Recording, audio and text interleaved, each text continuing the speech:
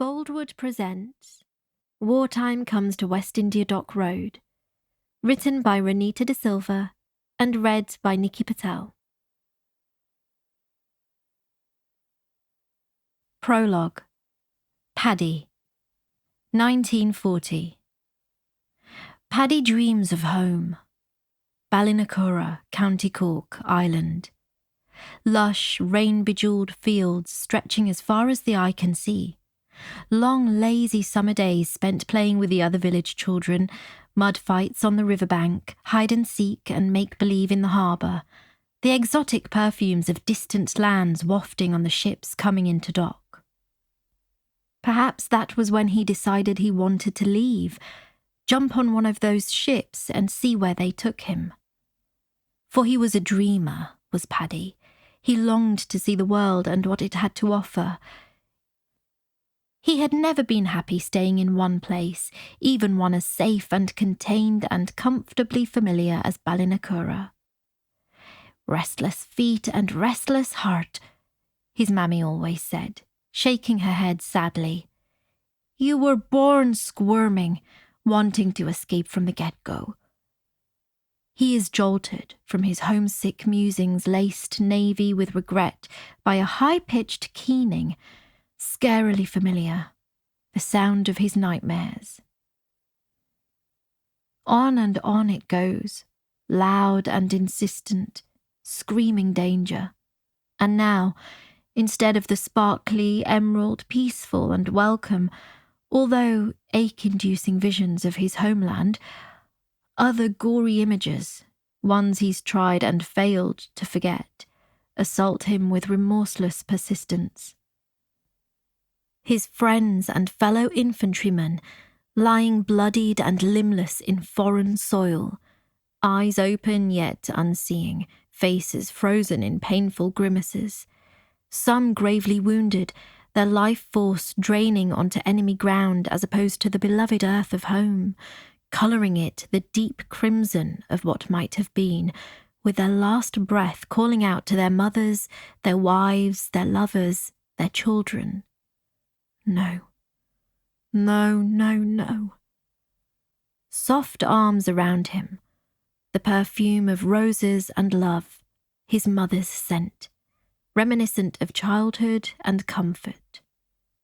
A gentle voice crooning, "Shh, it's all right." It is not all right. He doesn't deserve this. To be held, to be cradled in gentle arms like he is someone precious, a calm voice providing consolation. He had not done the same for his fellows, provided them the solace they sought as life left them so violently too soon. He should have held them, pretended to be their mother, their wife, their daughter, their son, their love, whoever they sought with their last breath. But he was terrified, traumatized. It is no excuse. No, it was not. For he had turned tail and run, afraid and also relieved that his life had been spared, that he was free to live one more day, taking deep breaths of gunpowder, blood, suffering and agony-stained, ice-splattered foreign air, poisoned with the cries of dying souls, smoke and burning flesh. I am a coward. I don't deserve this, Moira, I don't. You do, Da, you do. I should have stayed. I should have consoled my fellows, died with them. You came back for us, for me. Moira? Is that you? It's Charity, Da. My Charity, my Bubba. Yes, your Charity. That sound, the war. I thought it ended. I thought we won. That we are safe. It's just air raid sirens, Da. You are safe. We all are. Moira? She's all right. She's here, right next to you, see? My boys?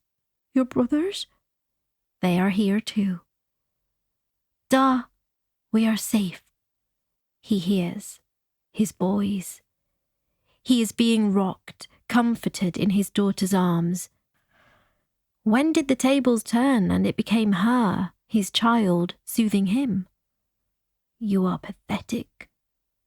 He tries to shut his ears to the sirens, but they pierce through regardless. He shuts his eyes tight, but the images keep on coming, a revolving kaleidoscope of guilt. His penance, the only way he can do justice to the dead he abandoned, by remembering them, by always carrying them with him. He thought he was leaving them behind, but they never went away. His mammy used to complain that he had dreams too big for sense. You want everything. And why not? Paddy would ask. Don't be cheeky now. But he was cheeky and determined with it. He had worked all hours at any job going, and once he earned enough, he had jumped on the boat to England. He hadn't reckoned with homesickness, a physical ache throbbing in his heart, keeping time with its beat. Ballinacurra, Ballinacurra. He had wanted to experience everything, but now he was in England. All he wanted was the certainty of home.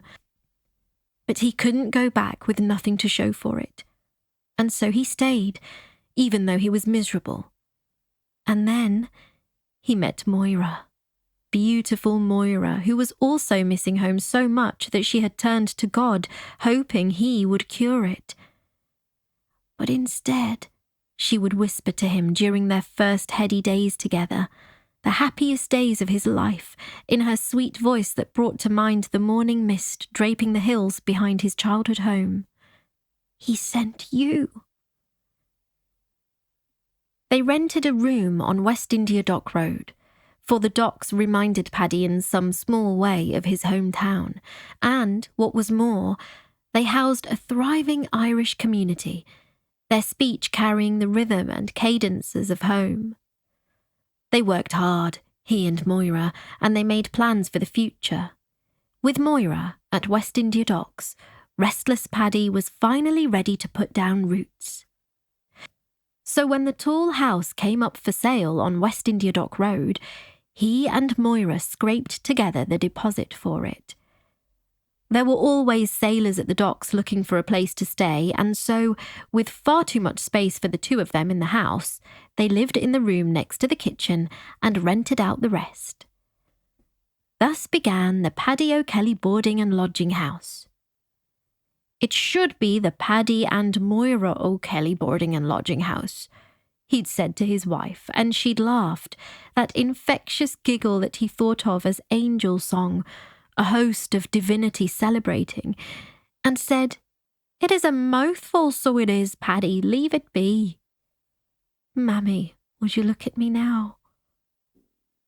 And then, he can't quite remember which came first, the best thing to happen to him after Moira, or the worst.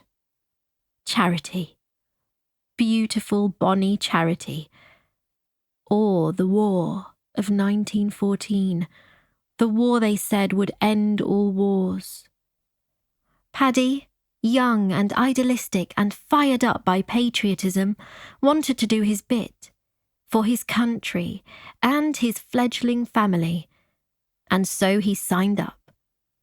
He signed up, and now, here it is again, screeching, screaming hell.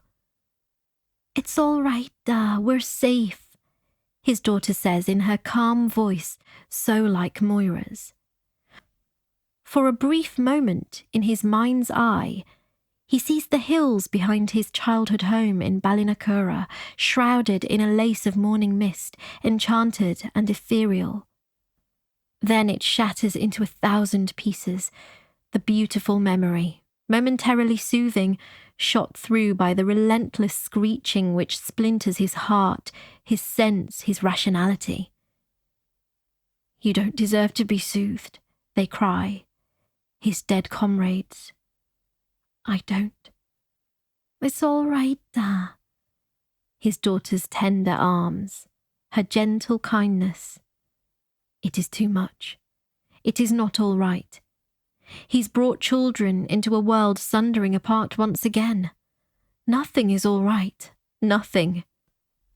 I want to go home, Paddy thinks, even as he clutches his daughter's hand for dear life, until the keening stops and there is a blessed breath of peace, sweet as his beloved Moira's kiss. Part 1. Chapter 1. Charity. 1940. Charity pegs laundry to the line. The air that brushes her face, although carrying a hint of smoke from last night's air raid, is fresh and frisky in the unseasonal autumn sunshine. It is at odds with the general mood of the residents of West India Dock Road, which, despite their best efforts at being cheerful and standing up to Hitler and keeping calm and carrying on, is gloomy. For when the war started, everyone assumed that the Jerrys would be seen off in a matter of days. Then it became weeks, then months. And now it is more than a year since the war started and the outlook is not good. It is cold but sunny, and Charity decided to chance it, dry the clothes outdoors.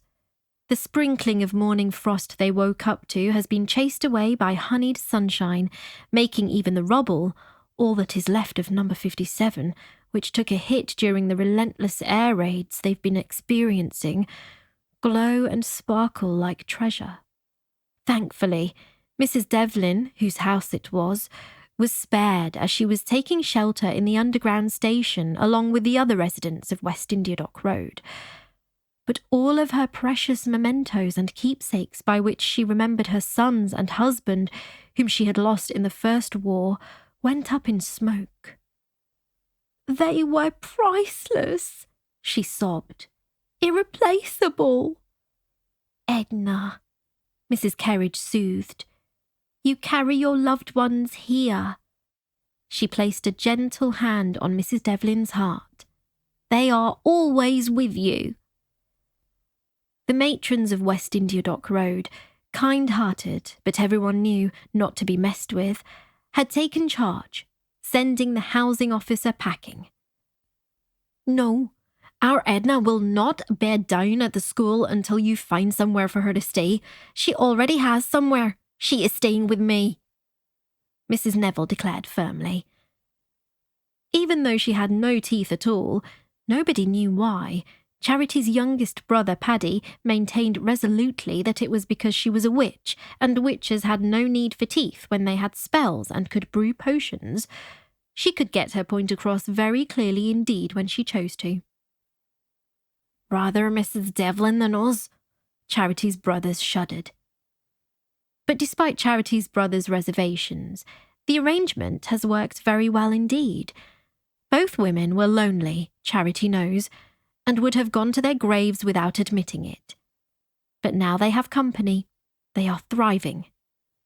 "Mrs. Neville looks less like a witch now," Paddy mused in wonder. "But Mrs. Devlin is looking more like one." As always, Charity's thoughts drift to her brothers and her worries with regard to them.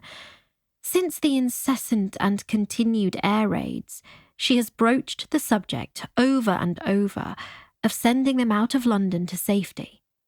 But they are adamant that they want to stay right here, at the boarding and lodging house started by their parents, which Charity has been managing since both Da and Mammy took ill. "This is our home," they insist. "We are not going anywhere, Charity." Fergus, who has just turned 15, left school last year and is apprenticing at the shipbuilders down at the docks. Charity worries about Paddy and Connor's education.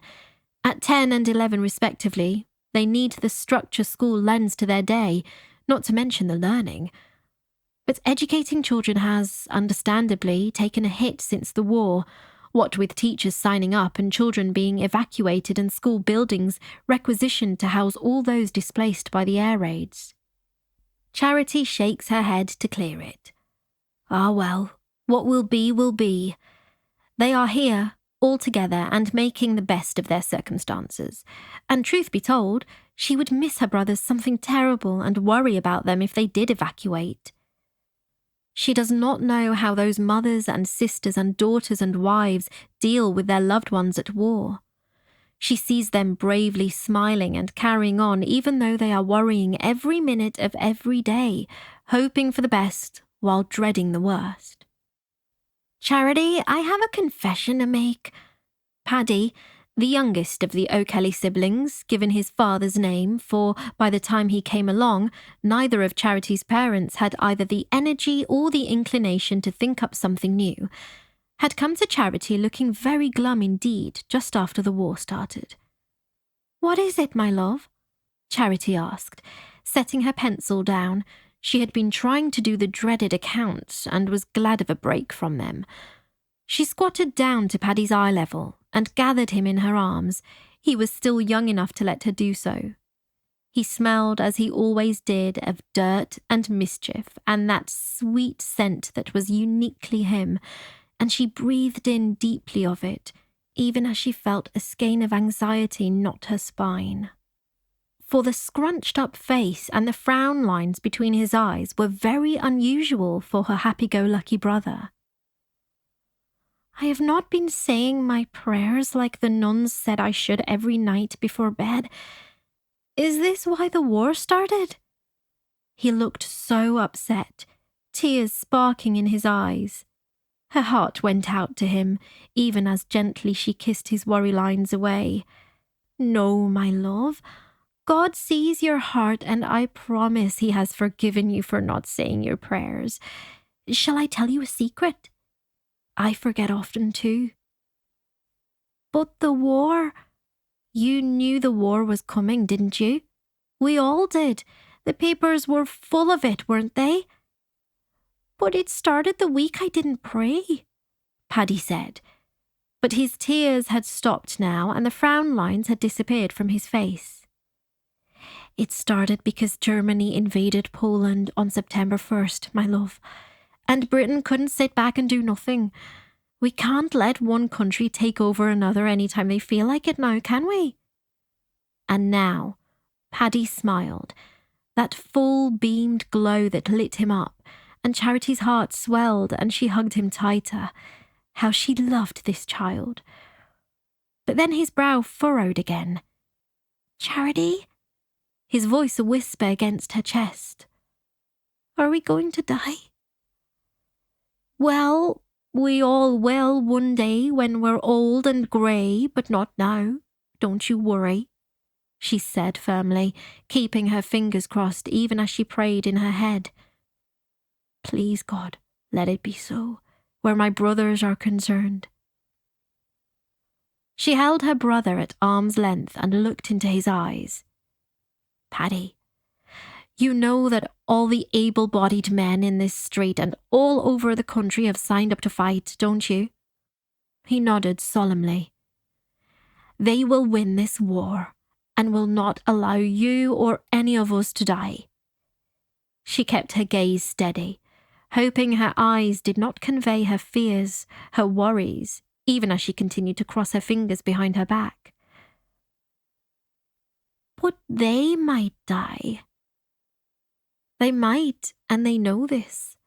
They are bravely defending us, even at the cost of their own lives.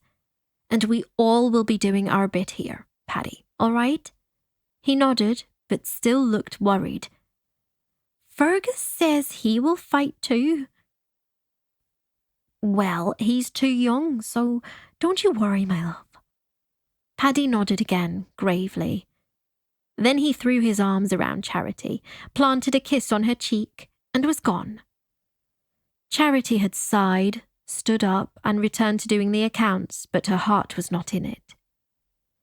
Now more than a year into the war, she keeps a continued eye on her brothers, talks to them, is up front with them, and repeatedly asks them to come to her with anything that might be worrying them. At any time, day or night, boys. "We know, Charity," they say, sighing.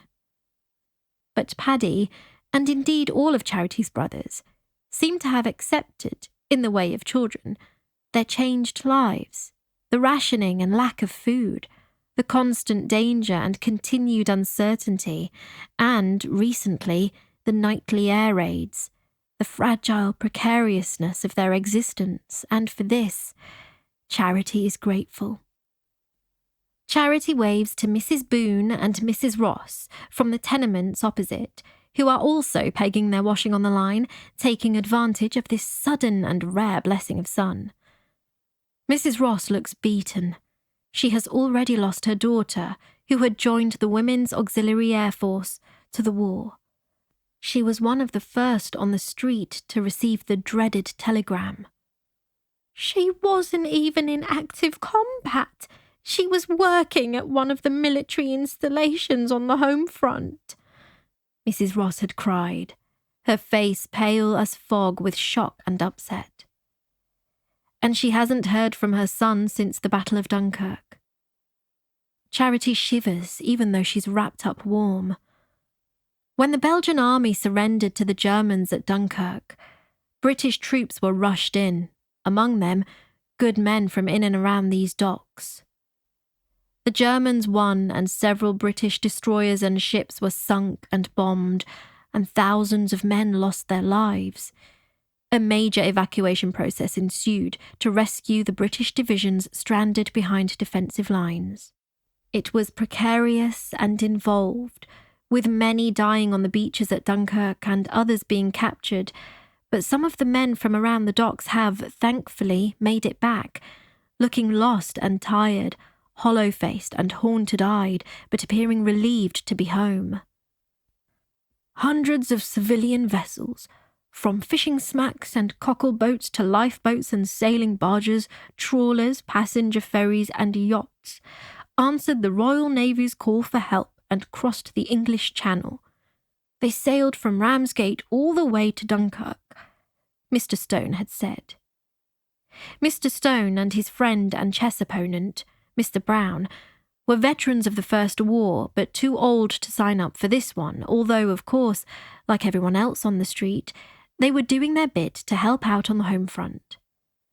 They read the papers each morning and relayed the news to the diners in Divya's curry house, Charity, her brothers and lodgers, and everyone else in the street, sadly depleted now with the able-bodied men at war, and then some, for everyone loved Divya's food. "Their mission," Mr. Brown had begun. "Whose?" Mrs. Neville asked, through a mouthful of Divya's Indian-style spiced porridge, which was also Charity's favourite. Charity savoured the warming kick of spices as she listened to the conversation. Her brothers, too, were agog even as they tucked into their food with a gusto they had never shown for anything Charity, not a good cook at the best of times, prepared. Thank God for Divya and her curry house, where Charity, her brothers and her lodgers took all of their meals. "The civilian vessels who volunteered to rescue the men stranded in Dunkirk," Mr. Brown said patiently. "Ah, go on."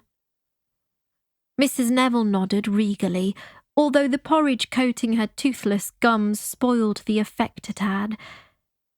"Their mission was to pick up the soldiers from the beaches and ferry them to larger ships, but they faced several challenges." "They would do," Mrs. Murphy said gravely. Mrs. Neville shot her a look that could start a war. She hated the fact that Mrs. Murphy had beat her to the title of oldest woman in the street by a whisker. "She's lying," Mrs. Neville said of Mrs. Murphy often. "How can she be 85 when she has all her own teeth?" "Those thousands of tiny civilian boats crossing the English Channel to rescue our men battled air attacks, German artillery and mines, U-boats, E-boats and friendly fire. Those brave civilian sailors who volunteered to help our stranded at Dunkirk rescued not only our men, but also French and other Allied soldiers," Mr. Brown said, sniffing, his eyes sparkling, no doubt recalling his own war, and Mr. Stone reached across and patted his arm.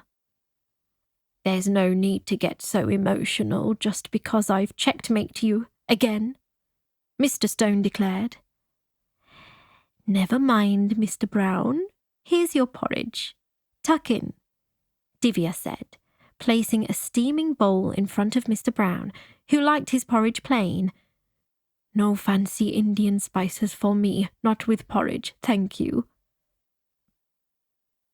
Now then, I am the reigning champion, winning against you so often that I've stopped keeping tabs, as God and everyone in here is my witness, declared Mr. Brown grandly. Don't bring God into it, Mrs. Kerridge admonished sharply, and Mr. Brown, looking suitably chastised, turned his attention to food. And as for the chess, Mrs. Kerridge continued, you're each just as bad as the other. Mr. Brown snorted and Mr. Stone huffed, but they kept their peace, knowing they didn't have a chance of winning a war of words, or even fists for that matter, against Mrs. Kerridge. She would send Hitler packing, she would, Mr. Stone grumbled, sighing with great feeling, out of Mrs. Kerridge's earshot. When Mrs. Kerridge heard this, news travelled fast in this street, and if it was not meant for someone's ears, that only meant it reached them faster. She preened. That's what my eldest says, that Britain is missing a trick, and that if us ladies of the East End went to war, we would bring victory in 2 weeks, if that. Divya caught Charity's eye and smiled. Divya is Charity's best friend. Charity cannot believe she's known her for only a couple of years. It feels like forever. And what's more, Charity's brothers love her too. Divya had come to England as a nanny to a family who reneged on their promise to book a passage back to India for her once they had found an English nanny to take over from Divya. Divya, alone and abandoned in England, had serendipitously fainted in front of the Ursuline nuns' convent in Forest Gate. The nuns are like family to Charity. Her mammy, Moira, was a novice nun before falling in love with Paddy and leaving the order. The nuns stayed in touch and visit often, with goodies for the boys and Charity and soup and anecdotes for Moira and Paddy. Their visits are highly anticipated by Moira, Paddy and their children alike. Charity's mammy and Da are always happier when the nuns have been to visit. They sit with Charity's parents and regale them with stories of home, Ireland. When Divya fainted in front of the Ursuline convent, the nuns had cared for Divya until she regained her strength. Then they had directed Divya to the lodging house that Charity ran, and luckily, Charity had a room to offer Divya. And that was it. They became fast friends. Divya, who is brilliant at cooking, had taken over the kitchen at the lodging house, and when the entirety of the East End turned up to sample her food, Charity's friend, Jack Devine, had helped Divya lease the vacant house opposite Charity's to start her own curry house. It has been thriving ever since, even, especially now there's war, as Divya is a dab hand at concocting delicacies with very few ingredients given the dearth of food. Since the beginning of September, London has been bombed every night, the East End taking the biggest hits. Wapping has been wrecked, she's heard, not that they are any better. The factories along the docks are targeted, sugar, butter, and molasses leaking into the Thames, lending it an oily sheen, the scent of fire and smoke and charred spices and burning sugar. Many women have received the dreaded telegrams, and Charity, Divya, Mrs. Kerridge, and the other matrons from West India Dock Road have tried to comfort them the best they can. But what can they say, really? And all the while they are thinking, we might be in the same situation soon.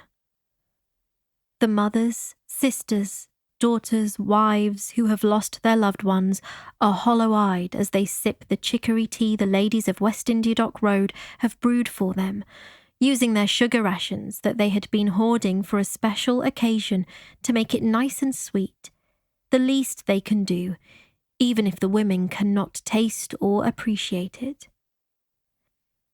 And then there are the men who have been taken prisoners of war by Germany, and others who they are still waiting on for news of, their very own Jack Devine among them. Jack, Charity's childhood friend, whom her brothers look up to and try to emulate. Jack, kind, helpful, who was the one who gave her the idea of making the basement of the lodging house her parents' room, so that in the event of war there was no need to disturb them, for it would work as a shelter. Charity thanks Jack in her head every night, when the air raid sirens go off and her father, Paddy, with his trauma from the First War, panics and acts out, and is in no condition to be moved. And even if he could be cajoled into going to a public shelter, Charity's bedridden mother, Moira, is too ill and weak to be moved anyway. Jack is sweet on Divya, who has found her calling in running the curry house. "She has the knack of making something out of nothing, that gal," Mrs. Neville declares often, speaking for the street. "She manages to prepare delicious meals even during these times of lack, don't ask me how." Charity's brothers, always fussy eaters, love Divya's food and will eat anything she makes, for which Charity is grateful. When Jack signed up, Divya had promised to write to Jack regularly, and she has honoured that promise, keeping Jack up to date on the news of the street. If there's anything the neighbours want to tell Jack, they convey it through Divya. "Only cheerful news, mind, as he has enough to be worrying about," Divya said, and everyone on the street nodded assent. Jack is a kind man, a good man, and, Charity thinks often, would be perfect for her best friend, but Divya's heart is otherwise engaged. She loves Raghu, Alaska, who is also on the front lines, somewhere in France, but Divya doesn't have an address for him to write to, and Charity knows that this breaks her friend's heart. When the intimation about the Germans winning at Dunkirk and that troops were being evacuated from the city came through, everyone on West India Dock Road, along with the rest of the country, had waited on tenterhooks for news of their loved ones. And then, slowly, the telegrams began arriving, and letters, with more grim news every day. "My eldest has written," Mrs. Kerridge cried, bright joy in her voice, like the taste of cake. "He's alive, thank the Lord." She made the sign of the cross, even as she hugged the letter to her chest. "For a moment there, I thought—" She sniffed, took a breath, and said briskly, "He's on his way home." Mrs. Kerridge made the sign of the cross again. "But there are others still stranded," he writes. "I hope they all get out." Mrs. Kerridge's eldest did make his way back, thin to the point of emaciation and looking so much older than his years.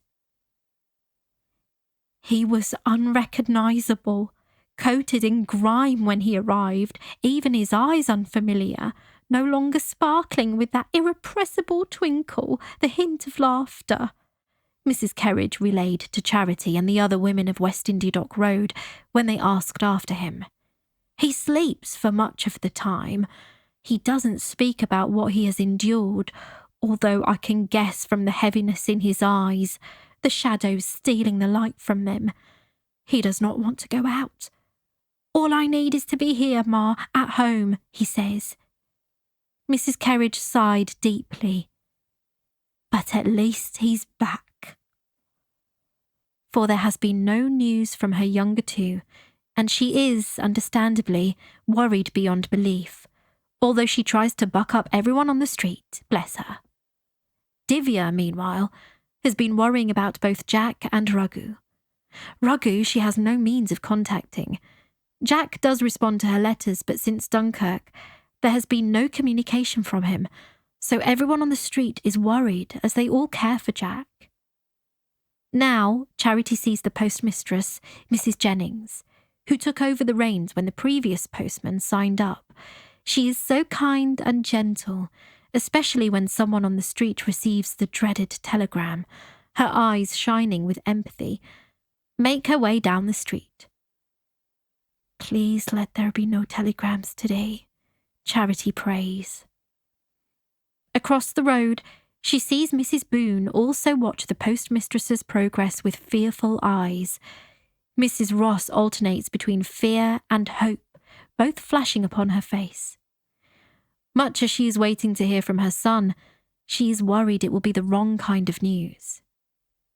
Not knowing is, in many ways, better. At least this way I can tell myself I will hear from him in due course. I can cling to the hope that he's all right, just not able to write, she said to Charity, blowing her nose, eyes sparkling with pain and anxiety. Each morning, when Mrs. Jennings makes her rounds, Mrs. Ross worries that this might be the day she receives the terrible news that she has lost her son too.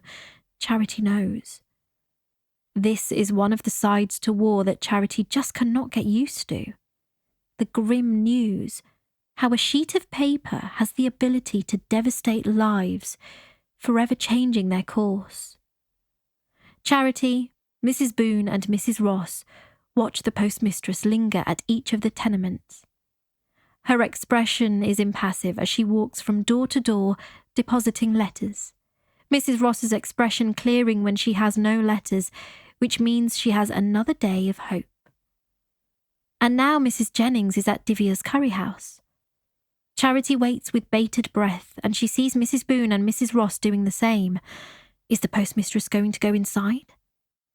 Mrs. Jennings pauses at the doorstep to the curry house. They all crane to try and read her expression.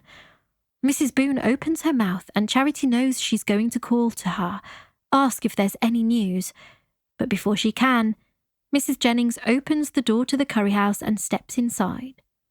Mrs. Boone, Mrs. Ross and Charity exchange glances, worry and anticipation. Mrs. Ross no doubt thinking of the day the postmistress had stopped off at hers with a horrid telegram about her daughter. Is today when they will hear from Jack? Or is it bad news? The worst. Chapter 2. Divya, September 14th, 1940. Dear Jack, I am writing to you as I promised to when you went away to war. I am writing to you although I confess you have me worried. I am writing to you even though I do not know how you are, for until recently you have always replied. But I write to you in the hope that you are receiving my letters, that you are well, that one day, soon, I will hear from you. Sometimes weeks go by before I receive your letters, and then I get two at once. I hope this is the case now too, although I must admit that it has been a fair few weeks since your last communication. There has never been such a long gap between your letters. We think of you, and all of us here at West India Dock Road miss you, especially Fergus, Connor and Paddy. You are their hero. To hear them talk would be to think that you are single-handedly defending us against the Huns. It's always Mr. Divine this and Mr. Divine that. I don't think you know just how much of an impression you have made on all of our lives, just how much you are missed. I wish I could show you, and I will attempt to do just that here. Your letters are a cause for celebration for the whole street. When one of your letters arrives, Mr. Brown pops his head out of the curry house and shouts up and down the street in his booming voice, resonating with the rich and haunting music of the land of his birth, "Letter from Jack Divine!" And within moments, all who are around drop their chores and collect in the curry house. The last time everyone gathered to hear your news, Mrs. O'Reilly must have been in the middle of eating lunch, for she smelled strongly of the fish paste sandwiches she favors, and everyone inched very slightly away from her, trying not to make it obvious, but failing. "Why are you all acting as if I've caught the plague?" she asked, sounding wounded. When she opened her mouth, of course, the smell was much worse, and the others were trying not to flinch. Mrs. Ross, kind-hearted soul that she is, went up to Mrs. O'Reilly and gave her a hug. "Ah, it's not you, hen. There's some water here and we're all trying to stay clear of it. That's all." The water was from Mrs. Nolan's hands, dripping suds. She must have been washing the dishes, for she had arrived in her pinny, hair tied back in a scarf, trailing wet droplets everywhere, earning dismayed tuds from Mrs. Boone and Mrs. Carriage. Mrs. Neville, of course not one to mince her words, grumbled, "I nearly slipped on the puddles you caused there, Paul. You've messed up Miss Ram's clean floor something terrible." Mrs. Nolan blushed, mumbling apologies, her complexion matching her red hair, although it's now mostly silvery grey. She worries about her husband constantly. He was one of the soldiers stranded at Dunkirk, rescued by the civilian sailors who volunteered with the Royal Navy. He arrived back home safe and sound, physically, but the war, well, it's changed him much like the First War did Paddy Sr. Most likely my mention of Dunkirk and the Royal Navy above will be crossed out by the censors, as will this, but I want to say it anyway as it's been on my mind. I think you must have been one of the soldiers at Dunkirk, reading between the crossed-out lines of your letters when they used to come regularly. Here's hoping you two will be home soon. Anyway, back to my tale. Poor Mrs. Nolan was looking mortified about dripping water on her way in. "Don't worry about it," I said, fetching the mop and scrubbing the floor before taking the tea orders. "I will be glad of real tea instead of the chicory one we are forced to drink at home because of rationing," Mrs. Potter said, sighing. "Chicory? I hear you ask." "Needs must, Jack. Wartime rationing, as you know from my letters. So everyone makes do, and we have, mostly, and some more than others, grown used to it. Coffee is not rationed, but it is scarce. In any case, most in the street prefer tea. I remember how much you would enjoy my Indian version of tea, spiced with cardamom, cinnamon, and ginger. Those were the days, eh? The other day, Mrs. Potter told us about how she stores coffee at home alongside a small collection of tinned goods, peaches, sardines, peas, and the like, which she keeps adding to, she said, in the event of an invasion. Mrs. Potter, who always goes against anything Mrs. O'Reilly says, snapped icily at her to not be so gloomy, that we were going to win the war. "Yes, but there is no harm in being prepared," Mrs. O'Reilly shot back. Mrs. Neville, sensing that things were about to get heated, intervened, complaining about the cost of meat, how dear it was, and how she bulked her mince up with oats to make it go further. "You can't hardly tell the difference," she said. Mrs. Devlin, who is currently stopping at Mrs. Neville's because her house was bombed, disagreed. "All you taste is bovril and oats with the merest hint of mince." Mrs. Neville turned quite pink with outrage, which caused Mrs. Devlin to backtrack hastily and declare how much she loved Mrs. Neville's cooking. "Is that why you find every excuse to eat at the curry house, eh, Edna?" Mrs. Neville asked, but the sharpness was gone from her voice and she was smiling. "It's not a smile, it is a witch's smirk," Paddy maintains. "Be careful, she can cast a spell on you any time," he has warned, eyes wide as dinner plates. Thankfully, restaurants are not subject to rationing as of yet, which is a blessing as much of the street comes to the curry house for their meals. Mr. Barney, who came into the curry house quite out of breath, looking relieved when he realized I hadn't started reading your letter out to everyone, flat out refused to drink tea, spiced or otherwise. "I'd rather have ale," he grinned cheekily. "It's not even gone 10 in the morning," Mrs. Barney said tightly. "It will be the death of you, mark my words. You already had a cough that you cannot shake." On cue, Mr. Barney started coughing. His wife, despite her disapproval, slapped his back, perhaps a little too vigorously, until the coughing fit passed. "It's from the smoke I inhaled, woman, when the pub was on fire," Mr. Barney said, when he had stopped wheezing. And we are at war, if you didn't notice. The Jerrys might take me long before the ale does." Mrs. Kerridge glared at him. "We are all living through it every day. No need to bring it up." The public house is up and running again. I don't think I've mentioned this before. People need sustenance and morale boosting, something to take their mind off their woes, Mr. Barney maintains, and he religiously opens up the public house every day at the dot of noon. The only problem, Mr. Barney complains, is that he can't find help with all the young uns having signed up, and so Mrs. Barney has stepped in. "It's not the same girl," he complained to me the other day when he nipped into the curry house for breakfast. "She puts a dampener on preceding summit." "What he means," Mrs. Barney yelled from where she was seated near the window with the other women of West India Dock Road, "is that I don't let him drink as much as he'd like. And I'm not above stopping serving patrons when they've had one too many either." Mrs. Kerridge pronounced firmly that that was what it should be, and the other women nodded. "What's more," Mrs. Barney said, encouraged by her companion's approval, "I don't care for vulgar talk or fruity language. Certain standards must be maintained, even in a public house."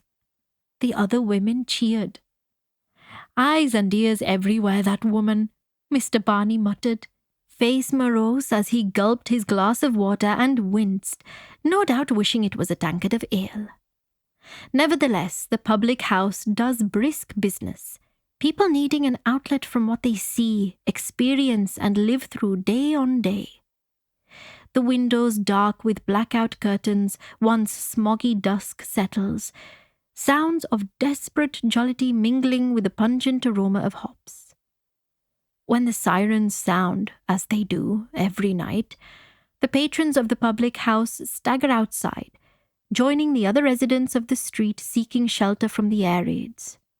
And soon enough, the now familiar roar of enemy planes flying overhead, loud thuds as falling bombs find targets, the crash of splintering glass, the patter of falling bricks and the pounding smack of crumbling walls, the fiery doom of smoke and ash.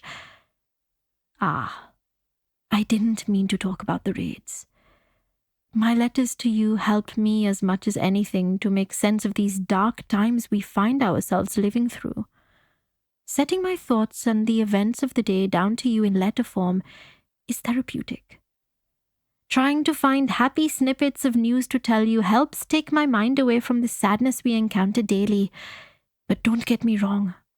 There are also many good things happening, so much to celebrate.